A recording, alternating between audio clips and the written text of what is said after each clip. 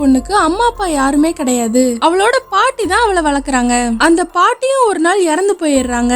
யாருமே இல்லாம அந்த பொண்ணு அழுதுட்டு இருந்ததை பார்த்து அந்த பொண்ணோட மாமா அவரோட வீட்டுக்கு அவளை கூட்டிட்டு போறாரு. இந்த பொண்ணு அந்த வீட்டுக்கு போகும்போது அந்த மாமாவோட பையன் ஒரு பொம்மை கூட பேசிக்கிட்டு இருக்கான். அந்த பொம்மைக்கு சாப்பாடை ஊட்டி விட்டுக்கிட்டே அந்த பொம்மை சாப்பிடலங்கவும் அந்த பொம்மையை போட்டு அடிக்க ஆரம்பிக்கிறான். அப்புறம் இந்த பொண்ணு வீட்டுக்கு வந்ததுக்கு அப்புறம் அந்த பொம்மையை மறந்துட்டு இந்த பொண்ணு அந்த பொம்மை மாதிரி பார்க்க ஆரம்பிக்கிறான். அந்த மாமாவும் அவர் பையன் கிட்ட இவதாண்டா அவனோட பொண்டாட்டி அப்படின்னு சொல்லி அவன் மனசுல ஆசையை வளர்க்கிறாரு. அவனும் சைக்கோ மாதிரி அந்த பொண்ணு கூட யார் பேசினாலும் அவங்கள போய் அடிப்பான். அப்புறம் அந்த பொண்ணு காலேஜ் போய் படிக்கிறா. அவன் எப்பவும் இவளை தப்பாவே தான் பார்த்துட்டு இருப்பான். இவனை பார்த்தாவே அவளுக்கு சுத்தமா பிடிக்காது. இவ காலேஜ் படிக்கிற இடத்துல ஒரு பையனை லவ் பண்றா. அந்த பையனோட பேரை கையில பச்சை குத்தி இருந்ததை பார்த்துட்டு இந்த மாமா பையன் போய் அவங்க அப்பா கிட்ட எனக்கு இப்பவே கல்யாணம் பண்ணி வைங்கன்னு போய் கேக்குறான். அவரும் இவகிட்ட போய் என் பையனை கல்யாணம் பண்ணிக்கோமா, கல்யாணம் பண்ணா அவன் சரியாகிருவான்னு சொல்றாரு. நீ இல்லனா என் பையன் செத்துருவான், என் பையன் இல்லனா நானும் செத்துருவேன், நீ லவ் பண்ண பையனை மறந்துட்டு இவனை கல்யாணம் பண்ணிக்கோமான்னு சொல்றாரு. அவ அழுதுகிட்டே என்ன பண்றதுன்னு தெரியாம கத்தி எடுத்து கையை கிழிச்சுக்கிறா.